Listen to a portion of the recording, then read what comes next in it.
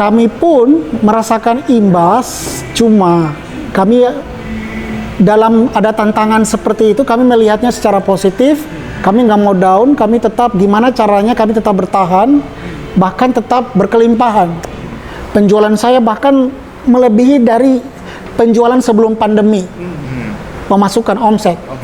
Tantangannya gini, saat pandemi aja lu bisa bereksis dan melimpah, gimana kalau sudah normal? Ya harus jauh dong dari itu. Istilahnya kalau kemarin 500 juta ya sekarang 1M 2M gitu loh. Termasuk karena kita udah stres dengan kinerja segala macam, ya udah setahun sekali kita ada outing keluar. Kita outing keluar ke luar negeri ataupun lokal Indonesia, merefresh pikiran.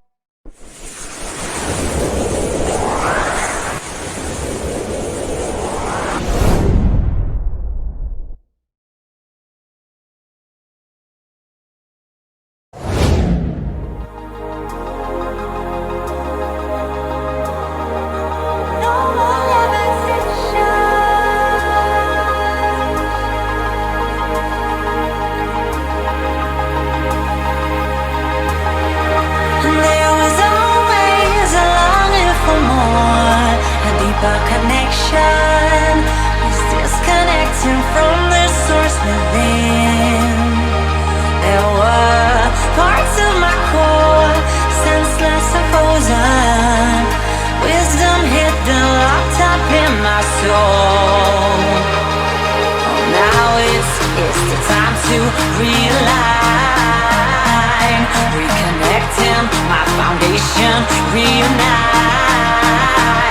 Oh, I'm digging, got my feet on solid ground. No more levitation.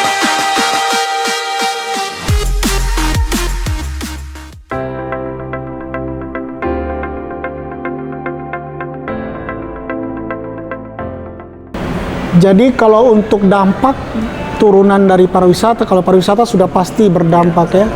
Tapi turunan-turunan dari pariwisata tentunya juga mengalami, termasuk kargo dan logistik. Jadi kami pun merasakan imbas, cuma kami dalam ada tantangan seperti itu, kami melihatnya secara positif. Kami nggak mau down, kami tetap gimana caranya kami tetap bertahan, bahkan tetap berkelimpahan. Ya, jadi nggak cuma mengikuti arus gitu, tapi kita langsung mau mulai dengan strategi baru gitu loh. Produk kita seperti apa, pangsa pasar mungkin lebih diluaskan. Jadi kayak kemarin pada saat pandemi, kami bukan cuma menghandle kargo-kargo untuk barang-barang komersil. Jadi tamu kan nggak datang, otomatis dia juga nggak belanja, nggak ada kargo, nggak ada pengiriman. Nah, pada saat itu memang untuk bisnis customernya lebih mereka lewat order online dan kami melakukan pengangkutannya. Nah, pangsa pasar kami lebih lagi ke pemerintah, ke pihak kesehatan, ke diplomat-diplomat, ke mereka-mereka yang invest di sini, investor untuk mau pindah ataupun keluar kembali dari Bali. Kami lakukan terhadap barang-barang mereka yang mungkin bersifat pribadi, barang-barang pindahan personal, pindah rumah, pindah kantor, pindah kembali ke negara atau lanjut kerja di negara lain. Jadi pangsa pasar kami lebih luas gitu loh. Jadi pemasukannya biar lebih banyak masuk. Contoh, kita mungkin nggak kepikir ke hotel, restoran, atau apa. Kan sepi nih, apalagi hotel nggak ada tamu pada wisata besar-besaran. Kami kerjasama dengan para pihak hotel. Masing-masing hotel yang berkelas, yang sasaran kami hotel-hotel bintang 4 ke atas semua. Mereka punya chef, mereka punya direktur, atau mungkin managing directornya mungkin orang luar, yang tugas di Bali dan mungkin mau kembali atau mau lanjut kerja di mana. Kami menawarkan pengangkutan barang-barang pribadi mereka. Jadi pangsa pasar kami luaskan, akhirnya kami bisa survive, dan marketing pun karena kami lebih cenderung online, karena adanya imbas dari pandemi ini, kami tetap fokus online, menjualnya online. Jadi tamu atau customer nggak harus terbang ke Bali, kami bisa melakukan semua itu. Yang mana tadinya kami kargo saja, freight forwarding, kami menambah produk kami juga. Jadi selain pangsa pasar kami luaskan, produk kami yang pengangkutan kami luaskan lagi. Misalnya izin ini kan JPT atau izin kargo. Ya udah, saya cari izin yang baru untuk izin ekspor impor, yang mana dalam hal-hal trading saya bisa masuk dalam hal membeli barang untuk customer. Jadi customer mengorder atau hubungi kami online, kamu bisa carikan barang ini, ukurannya ini, warnanya ini, bahannya dari kayu atau dari rattan atau ini, harganya berapa? Ini saya Google harganya ini. Saya bisa kasih harga yang sama, yang mana saya udah support dan discuss dengan pihak-pihak supplier, pengrajin atau makernya. Jadi saya juga menambah pangsa pasar saya kan, bukan cuma bagian logistik, tapi bagian trading company. Apalagi kami punya izin ekspor jadinya, karena punya izin ekspor importnya itu di NIB-nya jelas gitu. Jadi kami menambah produk sehingga pemasukan lebih banyak. Kami bisa jualan dan kami pun bisa menjual jasa kirim, kami juga bisa menjual jasa mengambil, mencari barang. Nah, pangsa pasar kami tingkatkan. Dalam mengangkut pun kami lebih tingkatkan lagi. Jangan fokus ke barang-barang komersil, tapi barang-barang pindahan itu, makanya kita luas lagi. Kan semua udah tutup. Toko-toko kecil tutup. Masa kita datang kayak mengemis minta kirim barang kan? Mereka juga bilang, mereka juga dengan keluhan pergumulan mereka. Ya udah, saya yang harus melebarkan pangsa pasar saya. Oh, masuk hotel, restoran. Mereka para diplomat masuk. Akhirnya kita juga produk juga jangan nggak harus kirim barang-barang kerajinan, rata-rata udah tutup. Mobil kami kirimkan, mobil-mobil antik. Saya masuk ke asosiasi. Ya gitu. Jadi naluri marketingnya keluar.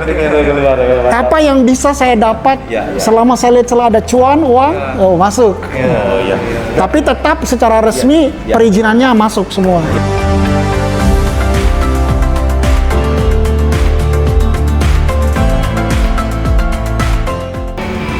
Betul.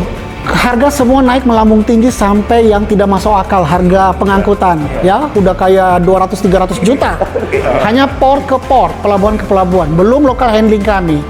Nah, strategi yang saya bicara dengan internal untuk kita lakukan, selain kita juga ada trading company dengan pihak buyer, berusaha untuk dia tetap order, tapi kan mungkin karena pengangkutan mahal, dia tidak sering order yang sebelumnya dan tidak membeli sebanyak sebelumnya. Nah, tapi kan kita juga berusaha biar dia order, kita nanti akan ngangkut dan pihak supplier di sini pun juga ada pemasukan. Ya. Nah, strateginya apa? Ya udah, kamu nggak perlu order banyak-banyak. Barang mana yang udah mau kelar? Cuma sekian ini aja. Oke, berapa banyak? 3, 4, 5, 10 kubik nggak nyampe. Nggak apa-apa. Saya handle, saya kasih kamu harga spesial. Tapi kan harganya setinggi. Biar saya nggak lose, kalau gitu kamu nggak bisa buru-buru. Kasih waktu saya paling lama 1 bulan, saya cari kargo lain. Saya cari customer lain yang sama dari daerahmu. Ini kan dari Amerika, dari Australia. Saya konsul, saya kirim sekalian. Nanti partner saya membuka kontainernya. Oh, ini punya Mr. A, ini punya Mr. B, ini punya Mr. C. Ya udah, dia bayar khusus yang sekian kubik punya dia. Jadi saya konsul jadi 1 peti kemas, saya kirim sekaligus bareng-bareng. Itu kan strategi terhadap kendala seperti itu. Harga melambung tinggi, tapi biar bisa membantu perekonomian, saya jalan, klien juga jalan, supplier juga jalan. Ya, itu.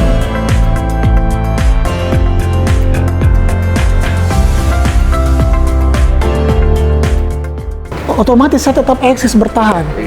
Otomatis pemasukan bahkan lebih meningkat. Bukan pemasukan masih ada saja, lebih meningkat. Penjualan saya bahkan melebihi dari penjualan sebelum pandemi. Pemasukan omset. Otomatis lebih banyak cuan yang masuk. Otomatis kita akhirnya membuka ini lebih besar lagi.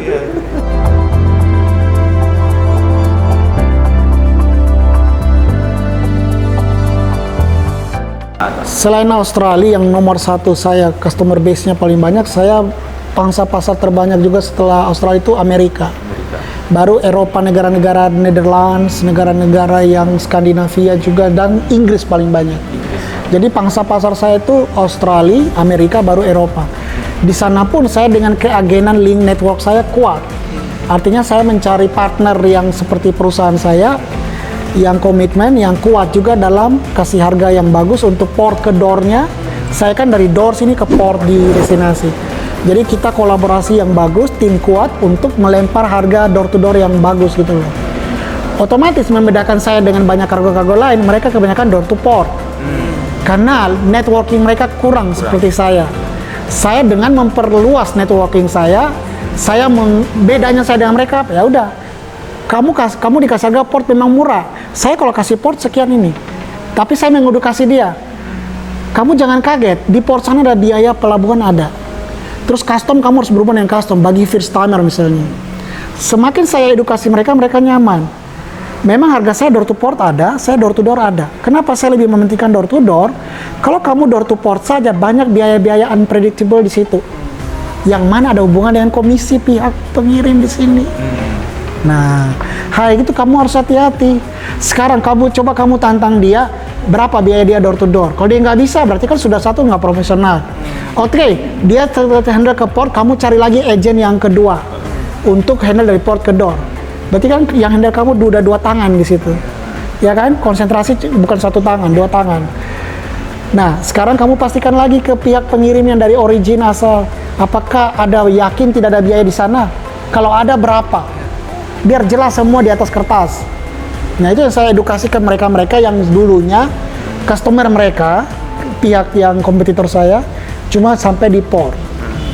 Nah, saya memang dari awal bangun sudah komitmen saya door to door. Cuma dalam jumlah peti kemas besar. Itu yang saya sebarkan dan saya tingkatkan dalam penjualan.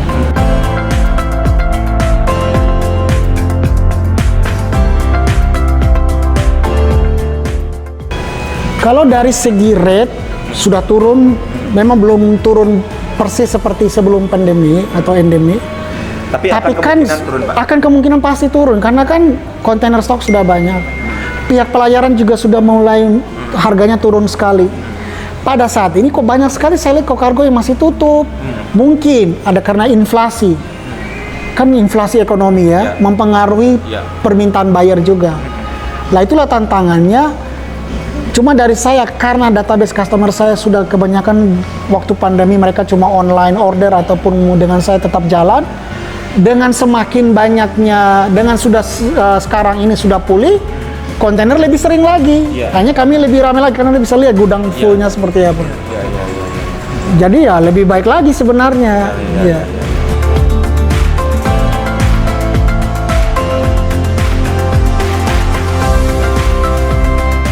Karena sudah mulai normal, bagaimana kita lebih lagi meningkatkan penjualan. Tantangannya gini, saat pandemi aja lu bisa bereksis dan melimpah, gimana kalau sudah normal? Ya harus jauh dong dari itu. Istilahnya kalau kemarin 500 juta ya sekarang 1M 2M gitu loh. Nah, saya gimana? Ya, bukan cuma sekedar ngomong atau mimpi, ya kerjakan dong. Nah, pada saat kerja itu, saya langsung dengan tim saya. Iya kan, dengan tim saya harus bagusin mereka. SDM-nya saya tingkatkan, value mereka juga saya tingkatkan, pengetahuan mereka saya tingkatkan. Termasuk karena kita udah stres dengan kinerja segala macam, ya udah setahun sekali kita ada outing keluar. Kita outing keluar ke luar negeri ataupun lokal Indonesia, merefresh pikiran. Jadi strateginya SDM saya tingkatkan, modal pasti kan makin menambah kan, pangsa pasar segala macam itu udah pasti gitu loh. Tapi tetap eksis, akhirnya mereka juga udah, kalau sudah the right man in the right place, kitanya lebih kenyaman, aset berjalan gitu. Kita lebih duduk santai, lebih kayak expand bisnis, mereka sudah tanpa diganggu, udah tahu yang dikerjain. Jadi nggak kita pusing, stres, kamu harus begini, kamu harusnya kesini dulu. No. Saya membatasi secara operasional, saya mulai membatasi, tapi secara bisnis, saya harusnya lebih meluaskan bisnisnya gitu loh. Membuka cabang, menambah armada atau apa, sesuatu yang memudahkan pekerjaan pastinya cost-nya menurun kan, ya gitulah.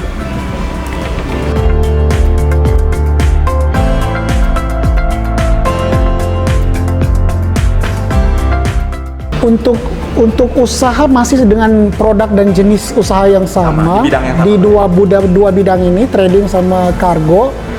Tapi kalau pangsa pasar ke yang lain, saya belum berani mencoba-coba kalau saya belum mahir di situ ya. Mungkin kalau ada uang lebih, saya lebih ke invest Tapi dengan saya dengar isu resesi yang lebih banyak cash lebih penting, ya saya lebih mengutamakan stok cash lebih banyak dulu di bank misalnya. Jangan sampai buru-buru invest kalau belum terlalu penting.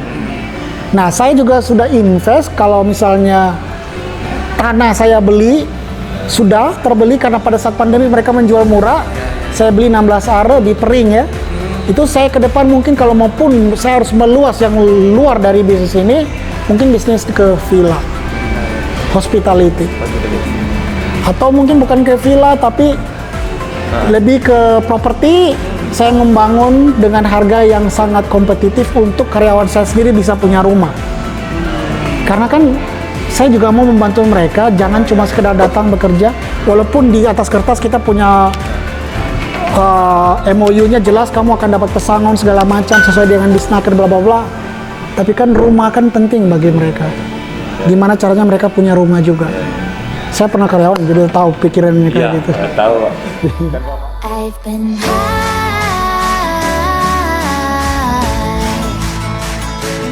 I've been high. Lately I've been high.